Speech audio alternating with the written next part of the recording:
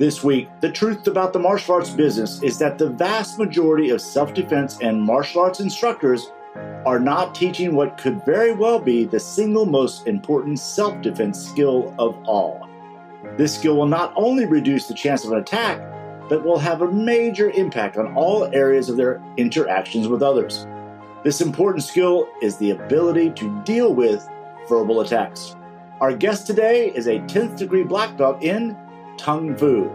Well, not really, but Sam Horn created Tung Fu to teach people how to turn hostility into harmony and help them avoid a mental breakdown in the face of aggression. I first read this book, Tung Fu, about 15 years ago, and it had a massive impact on my understanding of the power of words. With straightforward strategies and proven techniques, Tung Fu examines almost every kind of verbal conflict, from fights with your spouse or a stalemate with the kids.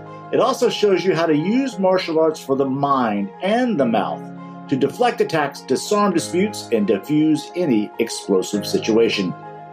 Quick reminder to leave a comment, subscribe to the show, rate and review this. Please help us grow the truth about the martial arts business. You can also use the microphone at Mata Podcast to record a message that goes straight to me. Here's my interview with author, speaker, and communications expert Sam Horn, right after this word from our sponsor, Empower Boxing. Have you noticed that despite all the media coverage of MMA, that it's getting harder to attract adults into your school? The truth is that adults know what martial arts offers, and they are just not interested in uniforms, belts, bowing, and all the complexity of learning a style. So what do adults want? It's simple. Adults want results. Adults want to get in shape fast. They want to learn real boxing, kickboxing, and martial arts without all of the baggage. That's why John Graydon created Empower Kickboxing. Empower Kickboxing is a complete boxing, kickboxing, and martial arts curriculum, marketing, and business in a box. Empower Kickboxing targets adults, but it's great for kids too.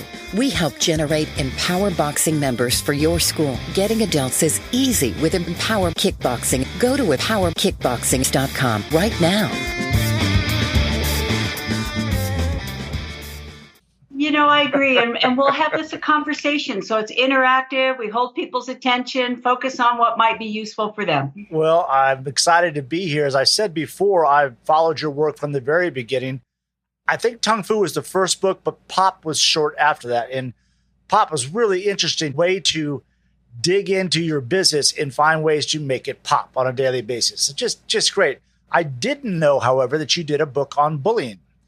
The bullet taken by the horns. So we can chat a little bit about each one of those. The focus today is on Tung Fu. And in the martial arts, I believe I've learned that there's a technique for everything. And that is exactly what Tung Fu is. There are techniques on how to resolve conflict verbally. And as martial arts instructors, holy cow, that's ideal for our audiences. So let's just kind of come back to the idea of where did Tung Fu come from? I love it. And all of your martial arts instructors are going to love this backstory, John. It was almost 30 years ago that Dr. Ray Oshiro out of the University of Hawaii asked me to do a course on dealing with difficult people. So this was a public workshop. We had people from government there and the military, people from banking and from tech and from healthcare. And at our first break, there was a gentleman, he didn't even get up from his chair. He just kind of sat there gazing off into space. And I'm curious.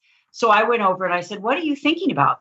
And he said, "Sam, I'm a real estate broker." He said, "I deal with some very demanding and arrogant people, and they seem to think they can treat me any way they want to." He said, "I'm tired of it." He said, "I thought you were going to teach us some zingers to fire back at people and put them in their place."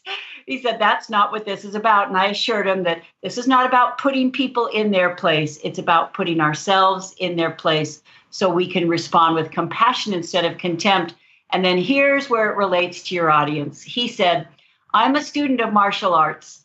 He said, "I studied karate, taekwondo, judo." He said, "What you're talking about is like a verbal form of kung fu, isn't it? Eureka!"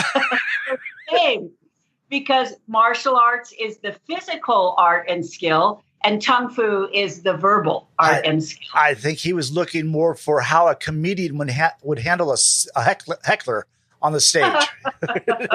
It's a zinger.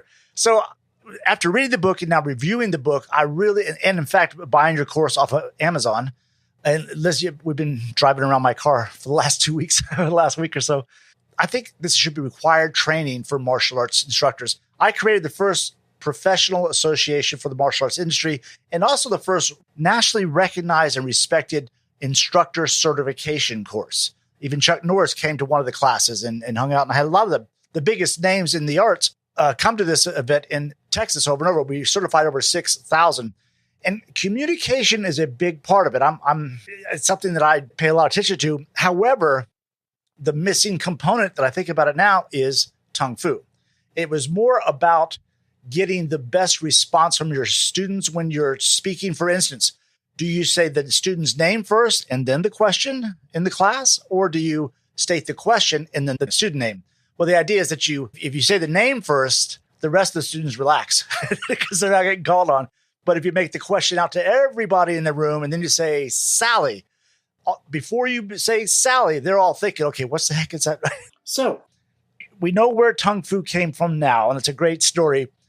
You were there doing a seminar on verbal communication, and it turned into Tung Fu. What is the difference? Or do you just take what you already had and organize it into a book? I'm so glad you asked that, John, because here's the thing. We're taught math and science and history in school, right? We're not taught how to get along with people. Let's make this really relevant to everyone who's watching and listening to this. We're not taught what to do when we have to cancel a tournament that our athletes have been training for months. Right? We're not taught what to do when someone is prepaid for like 6 weeks of classes and we can no longer hold it in a live studio, right? We're not taught what to do when we have to tell our athletes they have to wear masks and they can't breathe in their mask. And so even if we're really good at what we do, we are not taught about what to do when people are complaining, accusing us of something that's not true. They're coming to us very upset. That's what Tung Fu is all of those communication skills we wish we'd been taught back in school. Your book is in 4 sections, and I don't recall the sections. Well, let's go through each one if that works for you as a structure. And if do you recall, I'm sure you recall it better than I do. I do. In fact, John, you may know that I was the MC and the executive director of the Maui Writers Conference for 17 years. However, the only thing they agreed on in 17 years, ink it when you think it. So I'm going to ask everyone watching to please get a piece of paper and a pen, because I'm going to give you something you can post right by your laptop, post right on your refrigerator at home, post right in your school, because not only can we change these words to lose into words to use, we can help all of our students and our parents and our instructors do it as well. Sound good? Sounds great. Okay. So put a vertical line down the center of your piece of paper, and at the top left, put words to lose. And then on the top right, put words to use. And we're going to show how to shift conflict into cooperation and connection. Okay, now, how about I tell a 60-second story. Listen for the word that's doing all the damage, right?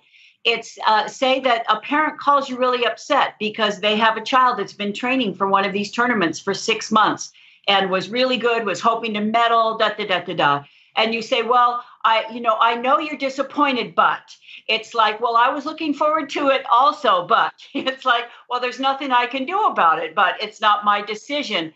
Do you hear how the word but actually creates conflict? Okay, let's put that word but over on the left, and over on the right, put another little 3-letter word and. I hear what you're saying, and here's what we're going to do about it. I understand you're disappointed, and here, do you hear how the word and advances the conversation and the word but anchors it in an argument? It's a more positive bridge. And I would say also that, and I'd like your comment on this, a pause, maybe not even and, just, I know where you wanted to go, but the situation is this. That would work probably as well. Thank you. and yay for the pause. And John, even someone said, well, how about however? And I said, however is a fancy but. It is a fancy but. Because if you say, I know you paid for this 6 weeks, however, right? Yeah. So a pause, and I was on a virtual meeting about a week ago, and the host used the word but 6 times in the first minute. Well, I know it's 9:00 and we're supposed to start, but I know we were supposed to meet in Las Vegas, but it's like, I know you want to ask questions, but you need to put and even though this was virtual, I could feel people around the country almost like recoiling, because that word but is so argumentative. It is so negative. He could have completely changed the tone of that meeting by using "and welcome, we're looking forward to it, and we're going to start, and we're," real big difference. As you're explaining that story, and it's a great one, it came to mind that the martial arts principle of align and redirect is central to what you're doing with Tung Fu, whether you knew it or not. That was it. But is no alignment. That is not an alignment. So in a sense, I think about 2 people pushing a rock. They're both on both sides pushing against each other when they're button. And then once you eliminate the but, go to and or a pause, they move over to the same side of the rock, and we're taking care of this together. Align and redirect. Align and redirect. Oh, I'm so with you, John. Okay, shall we talk about another word to lose and use that aligns and redirect? All right, here we go. Okay, we've got a lot of athletes on the call, and so I had the privilege of working with Rod Laver in the tennis industry down on Hilton Head Island. So we had our national tennis camp. I've been putting in a lot of hours, and so he asked if I wanted to rally one afternoon, kind of as a reward for my hard work. Well, he's making me work for it, John. He's pulling me right, he's pulling me left, he's running me back, bringing me up short. Finally, he throws up a pretty weak lob. If I come up and put this overhead away, I'm going to take a point. I'm going to take a game off Rocket. So I come in my eagerness, I commit the cardinal sin of overheads. Do you know what that is, by the way? I do not. I pulled my head down. See, I didn't keep my eyes on the ball. I looked where I was going to put the ball. Well, I didn't hit the ball. I missed the ball. And I erupted. I should have known better. It's like, how many times? And now Rocket was known for his sportsmanship, and he just kind of waits for me and then he beckons me over and he said, "Sam, champions never use the word should." Oh. They always focus on next time. So let's put should over there on the left. Oh, great. Should have been more careful. You should have listened. You should have anticipated that. You should have, the word should usually pertains to the past. Do we know anyone who can undo the past? Instead, it's from now on, next time. Now we're teaching them how to do it right instead of catching them doing it wrong. We are shaping their performance instead of shaming it. And they're learning from mistakes instead of losing face. And we're taking their focus from the past to the future. That's huge. And furthermore, I know every single one of your martial arts, it's all about helping them get better, right? Mm-hmm. And we don't help people get better by making them feel bad and telling them what they should have done. They feel helpless and they resent us, even if what we're saying is right, because they can't undo it. So focusing on next time, in the future, now on, once again, we're a coach instead of a critic. And I know everyone in your community is a coach and not a critic. One of the developments over the past, I would say 15 years in every classroom is overpraising. If a child is awesome the first time they try a technique, why are they going, that was awesome. Good job. I've seen kids try and break boards and he missed the boards, never broke them after 5 tries. Instructor gave him a high five and a good job. Ooh.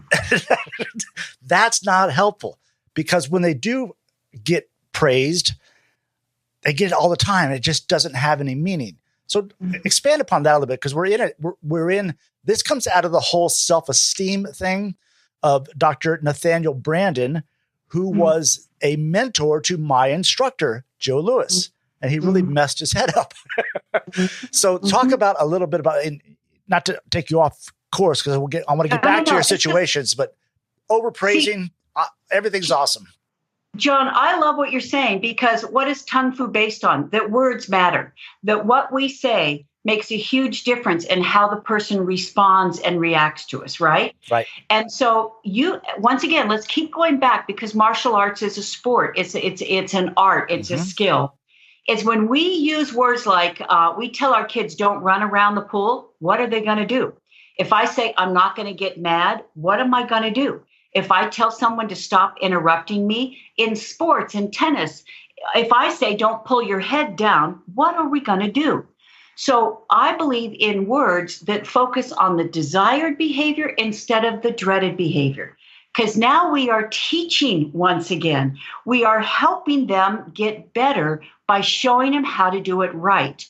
So instead of this false praise for effort, great job. And internally they know they didn't do a good job. That sets up dissonance and it destroys trust. So that is why we can praise effort and give them something specific to be more effective, to do it even better in the future. That's where their esteem is protected, and yet they are learning skills that they are advancing and developing. Great advice. Love it. Okay, back to your scenarios. Okay, so let's go into a third word to lose. Sound good? Mm-hmm. Right now, we have to give a lot of bad news, right? We're telling people we're telling people that we can't do what they want. And it's so easy to say, well, it's not my fault. There's nothing I can do. There's no way I can change it. And guess what? When we use those words, there's nothing, or no, we can't because, or there's no way, they conclude we don't care. And that's when they get louder and angrier in an effort to make us care. Over on the right, let's put the words yes, as soon as, instead of no, you can't because, yes, you can, as soon as, or instead of no, I can't because, yes, I can right after, or instead of there's nothing, it's there's something. Now, let me give you a couple examples, okay? Yep.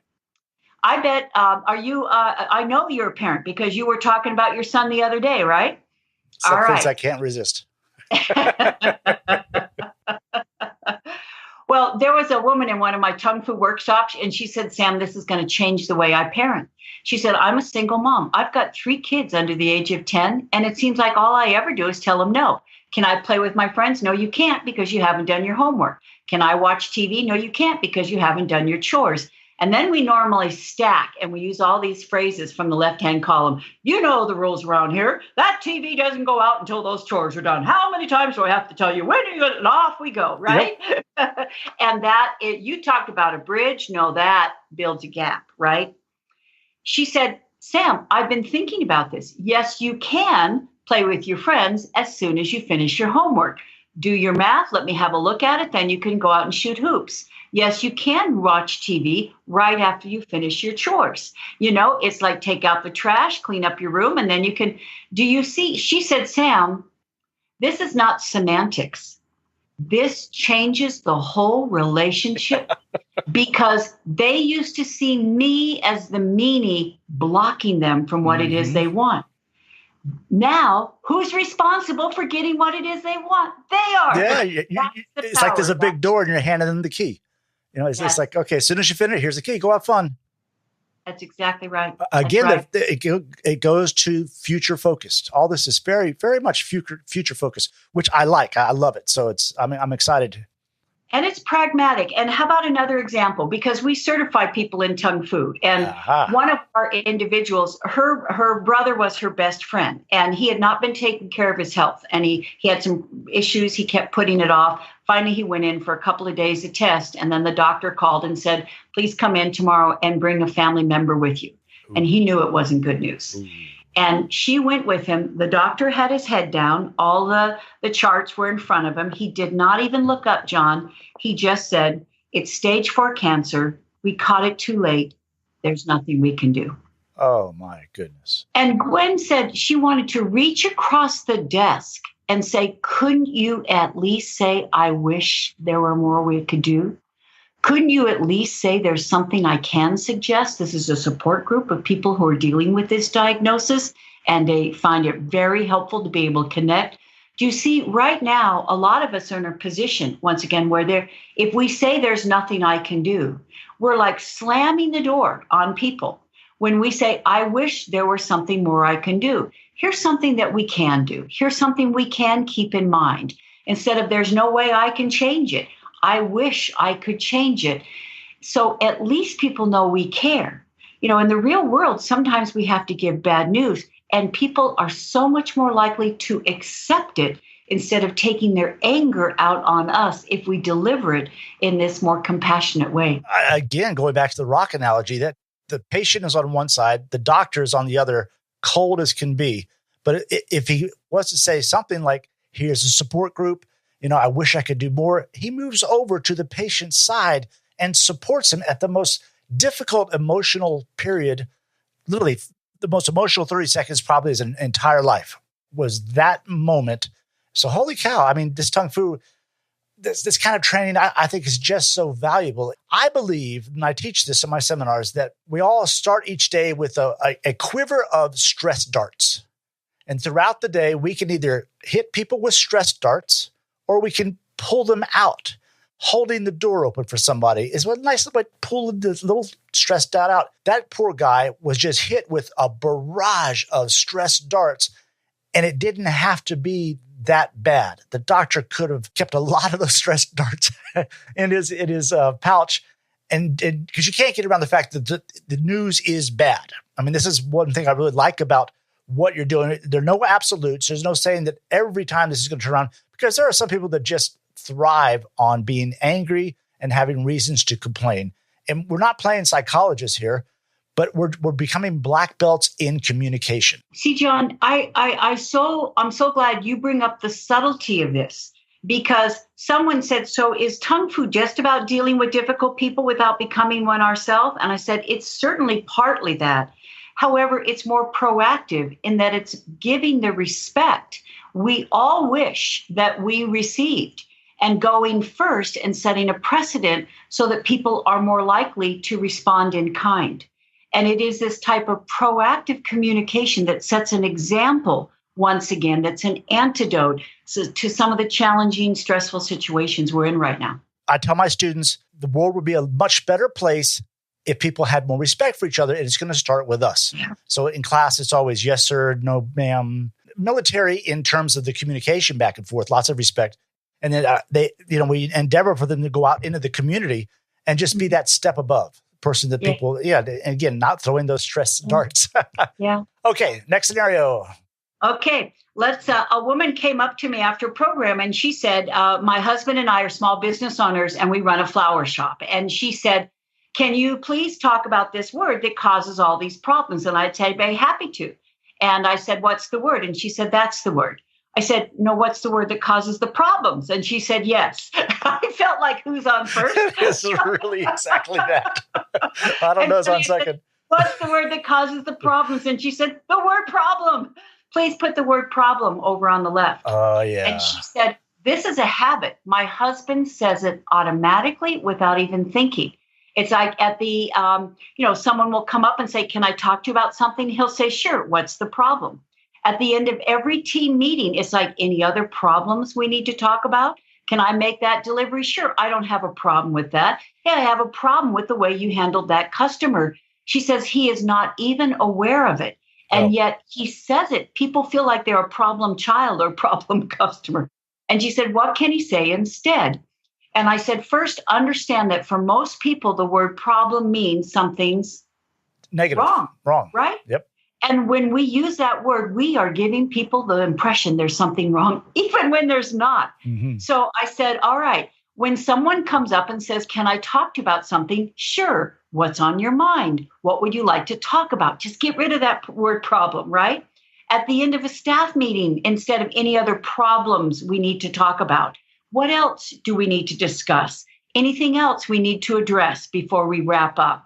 Instead of saying, I don't have a problem with that, you're welcome to go. Green light, go ahead with that. Instead of saying, I have a problem with the way you handled that issue. Can we talk about how you handled that issue? Let's strategize to see if there's a more effective way. And how about if someone gives us a compliment? You know what people say when they say, I really want to thank you for all the time and effort you put in on that. What do we say? No problem. No problem. No worries. Drives me nuts. So thank you. You're welcome. Happy to. It makes my day when someone takes the time. And it's really something, because when it comes to that word, she said, Sam, we took the words to lose, words to use. We put it up in our flower shop. And she said, when we would send an email, we would look at it and the buts and the problems were all over the place, and we just clean it up. And it changed the whole tone of the communication. Years ago, I studied, again, in addition to your Tung Fu, a transformational vocabulary. And they suggested changing problem with challenge. Okay, now tell me how you feel about that, John. How do you feel about that? I think it can be overused because some things are not just challenges. And instead, in the teaching of the teachers that I do, the teacher of teachers, I instruct them to always move towards the positive and always move towards improvements. So I've got a problem with your kick. No, that's not it. If you pull your heel up just a little bit more, man, that'll kill somebody if you hit them with it.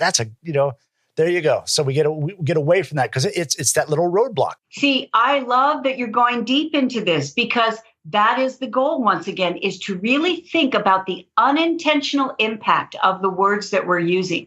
There was a guy at a public workshop and he just looked thunderstruck, John. I mean, I could tell the emotions were just all over his face. And I said, what's going on? And he said, Sam, he said, I have 2 sons away at college. He said, we go months sometimes without talking. One of my sons called last night and he said, Dad, can I talk to you about something?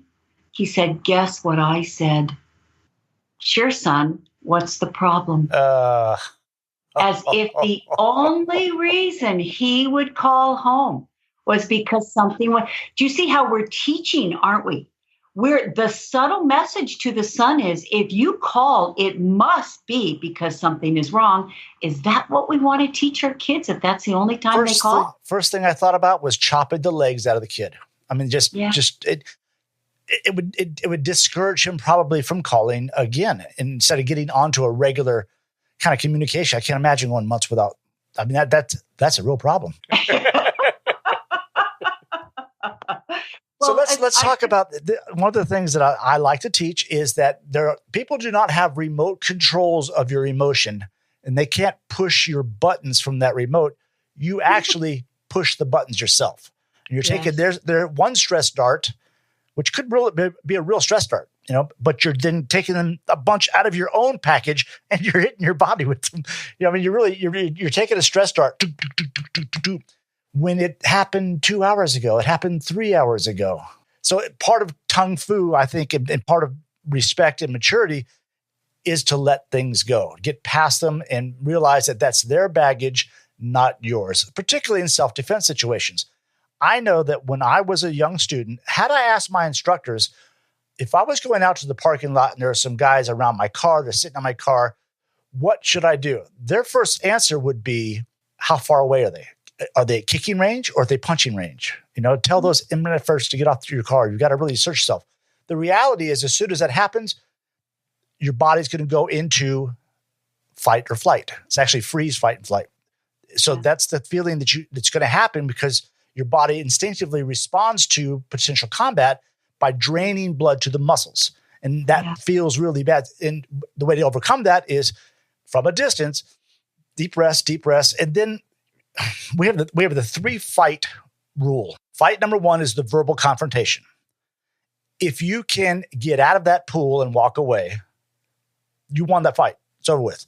If you escalate it and you get into a physical conflict, there's a good chance that you're going to be arrested for assault and battery, and you're going to try and defend the 3rd fight, which is the state prosecutor going after you if something bad happens, and especially if you're a trained fighter. So all that could be avoided, those 3 fights could be avoided by developing black belt Tung Fu. See, let's come back in a moment to the emotions, because I really have a wonderful story and technique on how we deal with people making us mad or angry or saying something outrageous that we want to react to. So let's come back to that. Let's respond to your specific story, because as you said, I also wrote a book called Take the Bully by the Horns.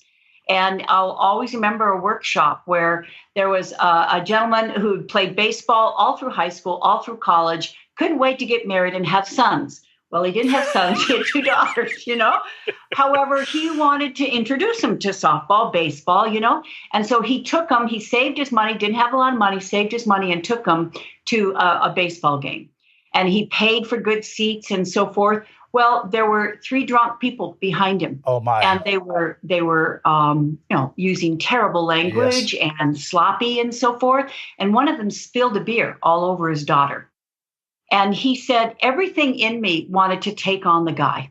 He said, and I realized getting in a fight in front of my daughters, putting them at risk. These guys were drunk. They were not thinking rationally. They would not care if this was an 8-year-old or a 10-year-old girl. Everything that in me that wanted to respond to that thought, no, my first priority is keeping my daughters safe. And he said, so they left. And he said, Sam, I cannot stop thinking about it. I feel like I wimped out. I feel like I was a wuss in front of my daughters. My first reaction was I was keeping him safe, but now I didn't stand up for him. And he said, I can't stop thinking about it. And so let's revisit that situation, right? This is great. Number one, I think it was absolutely wise in the moment to remove yourself from that situation. When you see that these people are not thinking right, that they are going to put your girls at risk, you leave. However, there are options. You don't have to leave the stadium. Go to an usher. Explain what's happening. Either those individuals are removed or they can reseat you. They have a responsibility and they have a customer service accountability to make sure that if you approach them in a reasonable way, they want to keep you as a customer, right? Now, what are you modeling for your daughters? That you remove yourself from a toxic situation and you are proactive and you still watch the ball game and you do something you love with your girls, right? It can be a win-win. Tung Fu and real self-defense training, what it does, it expands the spectrum of response. What Tung Fu does and what good self-defense training does is expands the spectrum of responses. And I know there are households where the child is taught from day one, never show weakness. Somebody messes with you, you bust them upside the head. My dad always said, go pick up a rock. Because he was raised on the streets in Philadelphia back in the 40s. I mean, I can't imagine. Crazy. But the martial arts, and Tung Fu is a big part of that, expands those responses. And also it gives you pride in avoiding the conflict as opposed to shame in not knocking the guys out. That's what he was experiencing when he talked to you. That's at least my take on it. That's a great story. Well, and one of the reasons, I mean, Tung Fu now has been published in 17 languages. So it is, it was number 3 in South Korea. I spoke at the Asian Leadership Conference with Jack Ma. And the reason is just because of what you said, is that in patriarchal societies, it used to be you never question your seniors. You never, and this is how to speak truth to power with respect. It gives you a variety of options. So instead of just challenging the senior person and having them go, I'm in charge, you're not. It is to approach them in ways where they choose to do something differently because they want to, not because they're being told to. And they have the power to do that and make that decision. And I try not to use the word empowering too much, though I have a program called Empower Kickboxing. But it really does that. So I know you have more scenarios. I have family, work, and school written down for situations, but let's do a couple more scenarios and then we'll wrap it up before maybe make an appointment to do this again, because I'm sure our listeners will be thrilled with this information. I am. So let's put over on the left, find fault, right? Let's say something has gone wrong and everyone's pointing the finger, right? We're in a staff meeting and it's like someone dropped the ball and it's like, I told you to do that. I never got that message. Well, you've been out sick for the last time. Is that when that happens, when people are going at it and everyone is blaming, shaming, fault finding, etc., stop it with this hand gesture. No, not that. You hold your hand up like a traffic cop would. Now, not in their face, because this is not an in their face. And it's not so meek and weak. It's down here. It's right up about shoulder high, face level. This is a universal sign in every culture to just pause for a second, right? It's not confrontational. It just causes a pause. And then say these words. This won't help. We could argue for the next couple of hours about who dropped the ball on this, and it's not going to fix what happened. Instead, let's figure out how we're going to prevent this from happening in the future. Or you can say, let's not do this. Calling each other names isn't going to help. Instead, let's put a system in place to make sure that we're accountable for this so that we can. And now John F. Kennedy said, our task is not to fix the blame for the past. It's to fix the course for the future. That is wonderful. And John, that is what we're talking about here. Is we're not being Pollyanna, as you said. Yeah. Things go wrong. People get angry. The ball gets dropped. Mistakes are made, and we're not talking about ignoring them. What we're talking about is dwelling on them, and blaming and shaming does not help. It hurts. So how can we move the conversation forward and once again focus on how we can do it right next time instead of, who did it wrong last time? It's being focused on the solution. And that's big. Okay. Now what we didn't have in Tung Fu when I first read it, 15 years ago? Did it break? Mm-hmm. Yeah, more. Okay. Yeah. Cyberspace, emails, text, trolls, dealing with surprise comments and politics, etc. Talk a little bit about how you can integrate Tung Fu into your keyboard. I love what you're saying. And you are right. When I first wrote it, this was pre-internet, John. So, however, the updated Tung Fu at School and the Never Be Bullied Again books has cyberbullying, has email, has social media, etc. So here's one of the best techniques. Over on the left, let's anticipate we're going to get a no, right? We're going to say something, we're going to propose something, and they're going to say no. Over on the right is go. How can we turn no into go? And let me give you a 60-second example, and then we'll give the technique. So one of my clients was actually pitching the CTO of the London Olympics. And I said, how much time do you have? And he said, I have an hour. And I said, Mike, you don't have an hour. I said, put yourself in the shoes of your decision maker. What is he thinking? And he said, well, he's probably thinking, I don't have time for this. We're 212 days out from the games. I said, guess what the first words out of your mouth are going to be? You may be thinking, I don't have time for this. We're 212 days out from the games.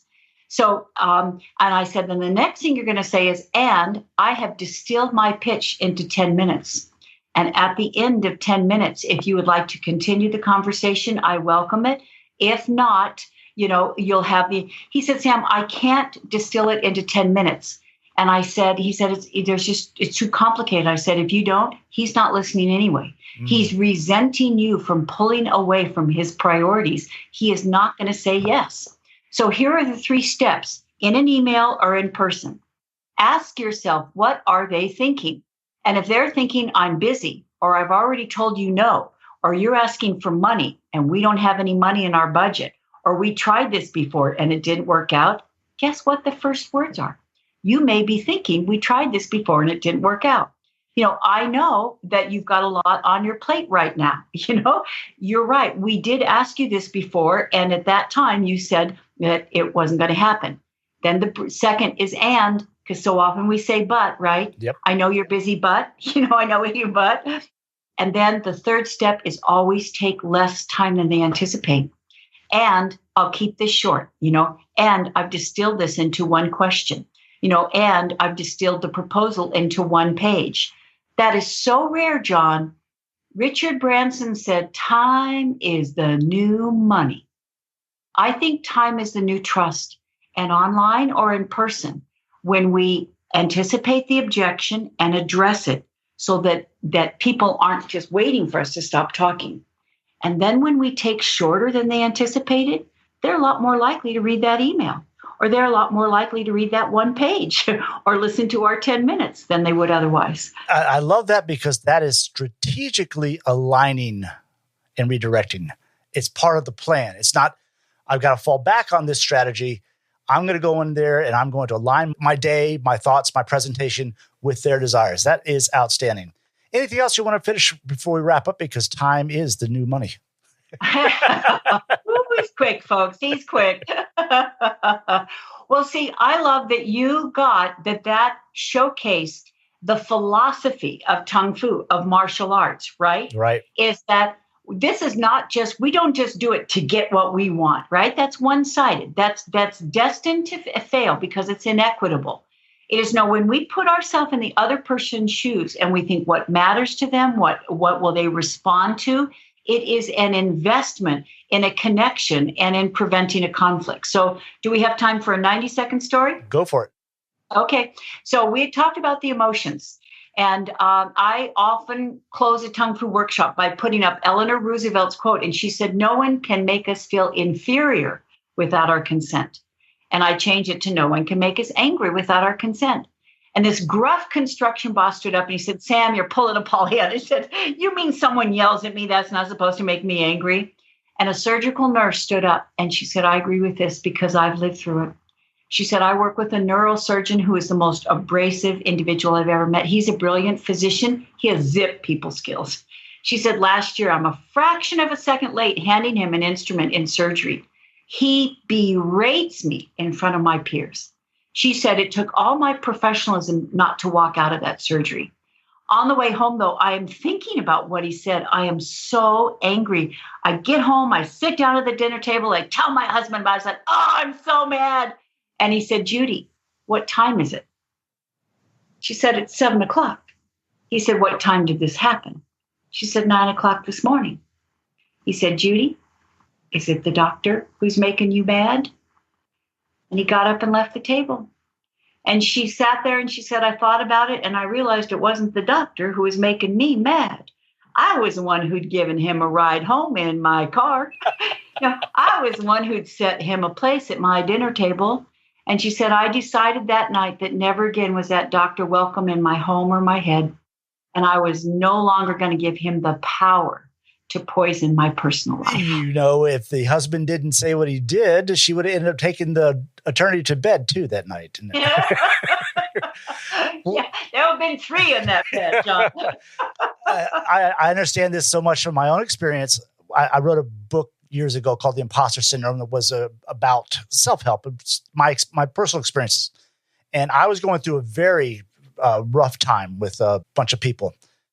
And I would catch myself throughout the day and lay in bed at night, just going through the conversations that I would have. If that son of a gun was here, so I learned to just do this: cancel, what's next?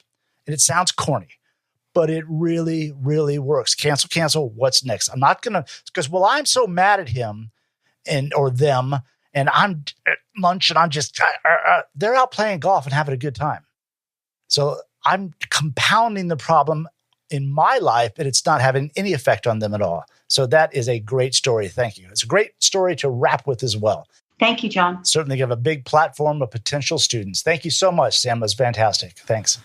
That was a fun interview. Sam Horn is one smart lady. I hope you enjoyed it. If so, please leave a comment, subscribe, rate, and review this show. You can also use the microphone at modapodcast.com to record a message that goes straight to me. Thanks for listening and helping me to grow this program.